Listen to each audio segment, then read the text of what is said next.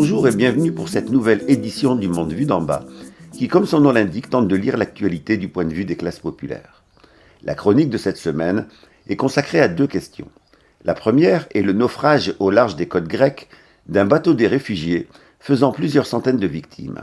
La seconde est la publication par le Haut Commissariat aux réfugiés de l'ONU, le HCR, de son bilan pour l'Afrique. Mercredi 14 juin, un navire de pêche en provenance de Libye et transportant 750 migrants chavire au large des côtes grecques. En l'espace d'un quart d'heure, le navire coule dans des eaux profondes avec comme bilan seulement 104 rescapés, 81 corps de victimes repêchés et plus de 500 disparus, dont près d'une centaine d'enfants. La plupart des grands titres couvrent l'événement sur le mode de la catastrophe imprévisible, de la malchance et de l'impuissance face à un fléau. D'autres titres imputent l'ensemble des responsabilités aux passeurs qui s'enrichissent sur la misère du monde. Une telle couverture empêche de comprendre pourquoi ce type de drame se multiplie depuis 2 décennies, faisant de la Méditerranée un cimetière à ciel ouvert. Comprendre un processus aussi grave suppose de le restituer dans le contexte des politiques migratoires européennes mettant en avant la fermeture des frontières avant le sauvetage d'êtres humains en danger de mort.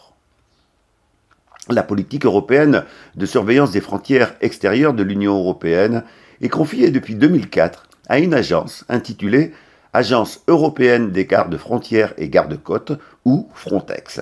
Cette agence recrute près de 700 gardes-frontières chaque année et est dotée d'un budget en explosion.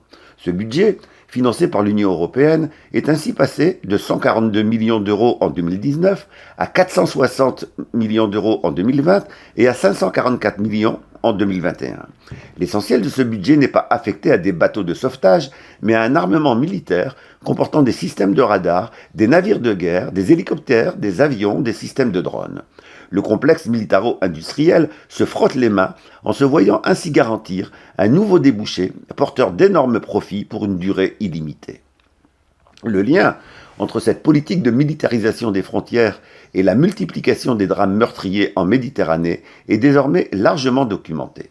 La politique européenne de fermeture des frontières, la surveillance militaire de la Méditerranée, les refoulements violents des embarcations par des gardes-côtes conduisent les migrants à emprunter des routes plus longues et plus périlleuses. Il est en conséquence logique que de plus en plus d'embarcations finissent par chavirer. Toutes ces vies auraient pu être sauvées. Le rapport de 2022 de l'Organisation internationale des migrations, OIM, souligne ainsi, je cite, « La montée du budget et des capacités d'action de Frontex ne diminue pas, bien au contraire, la fréquence des tragédies en mer. Plus de 20 000 personnes sont mortes noyées depuis 2014 en Méditerranée centrale, entre l'Afrique du Nord et les frontières sud de l'Europe, et plus particulièrement les frontières italiennes. » Fin de citation. Outre ce contexte global déjà ancien, le dernier drame est à resituer dans le choix par la Grèce de multiplier les refoulements illégaux de réfugiés. La législation internationale oblige en effet les États à accueillir les réfugiés avant de statuer sur leur devenir et le cas échéant décider de leur expulsion. En empêchant illégalement les débarquements des réfugiés par la force, les autorités grecques entretiennent la possibilité de nouveaux drames. Cette fois-ci, les gardes-côtes grecs ont en effet fait le choix de ne pas secourir les migrants et d'escorter le navire pendant des heures sans intervenir. Ils ont ainsi été témoins du naufrage. Contraint de reconnaître cette responsabilité, le gouvernement grec prétend que les passagers auraient refusé d'être pris en charge, souhaitant rejoindre l'Italie plutôt que la Grèce.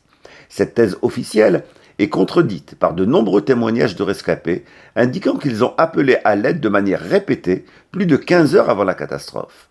Ainsi, explique un des rescapés, je cite, « Nous avons croisé 2 bateaux commerciaux qui se sont approchés de nous. Le premier nous a distribué des packs d'eau. Nous avons demandé de l'aide au second équipage, mais ils sont repartis assez rapidement en nous répondant qu'ils ne pouvaient pas nous aider, qu'il fallait attendre des gardes-côtes. Lorsque ceux-ci sont arrivés, ils se sont contentés de nous escorter. » Fin de citation. De toute façon, comme le souligne l'envoyé spécial du Haut Commissariat aux réfugiés de l'ONU, je cite, « Les autorités grecques auraient dû intervenir, quelles que soient les circonstances, que les réfugiés demandent ou refusent l'aide. Des vies humaines étaient en danger immédiat et cela exigeait une opération immédiate de sauvetage. » Fin de citation. La politique de refoulement violent des réfugiés, conduisant directement à ces drames horribles, est aussi le résultat de l'hypocrisie de l'Union européenne, se déchargeant sur les pays européens du Sud de l'accueil de ces réfugiés.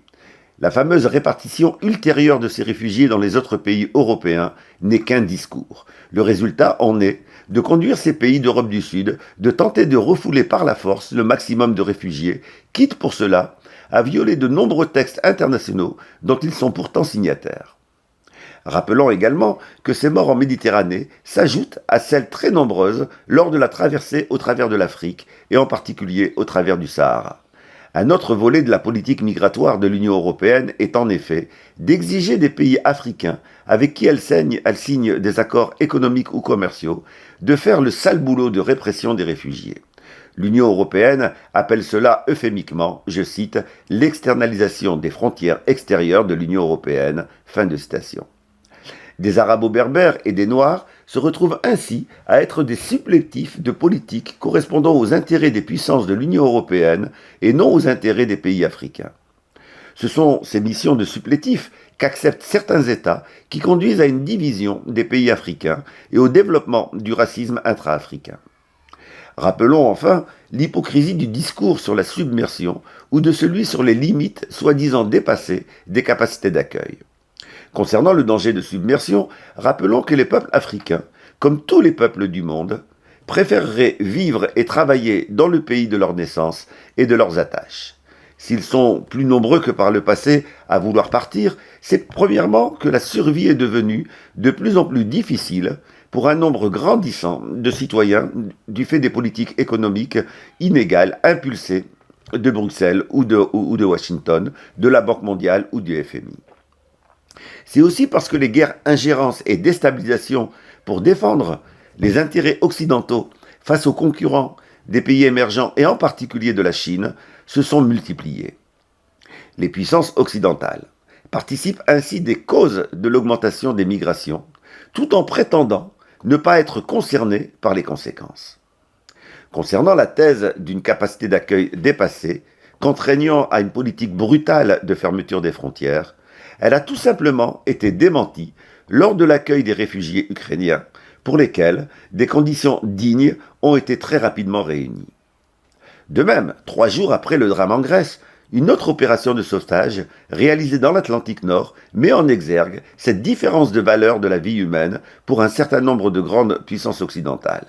Il s'agit de l'opération de sauvetage des 5 passagers du sous-marin Titan. À cette occasion, la France, le Canada et les USA ont mobilisé navires et avions pendant près d'une semaine pour tenter de retrouver les 5 naufragés. L'implicite de cette discrimination dans le sauvetage et dans l'accueil des réfugiés est évident, à savoir que la mort d'un arabo-berbère ou d'un noir n'a pas la même valeur pour les décideurs européens. Le 20 juin, le Haut Commissariat aux réfugiés, HCR, a publié son rapport annuel. Les données chiffrées sont parlantes. Ce sont ainsi 108 millions de personnes déplacées que dénombre le HCR sur l'ensemble de la planète. Concernant l'Afrique, l'aggravation est aussi significative. Elle concerne cependant plus les déplacements forcés que les réfugiés. Je cite, « En Afrique subsaharienne, on atteint là encore des chiffres records. Avec 7 millions de personnes, le nombre de réfugiés sur le continent n'a que très peu augmenté en 2022. Mais le nombre de déplacés internes à cause de conflits ou de climat a grimpé de 17%. Rien qu'au Soudan, la guerre qui a éclaté il y a 2 mois a provoqué le déplacement forcé de plus de 1,7 million d'habitants à l'intérieur du pays. 500 000 personnes supplémentaires ont fui le pays pour trouver refuge dans les pays limitrophes. Fin de citation. Parmi les causes de ces hausses, le rapport insiste sur la déstabilisation terroriste. Je cite, « En Afrique de l'Ouest, la situation dans le Sahel pousse les victimes vers les pays voisins du golfe de Guinée, tels que la Côte d'Ivoire, qui accueille sur son sol plus de 27 000 réfugiés burkinabés fuyant les violences djihadistes. » Fin de citation. Le rapport souligne également la hausse importante des réfugiés climatiques en Afrique. Je cite, « Le facteur climatique accentue également les crises. En 2022, la Corne de l'Afrique a connu la plus grave sécheresse de son histoire, ce qui a conduit à 2 millions de déplacés en plus dans la région.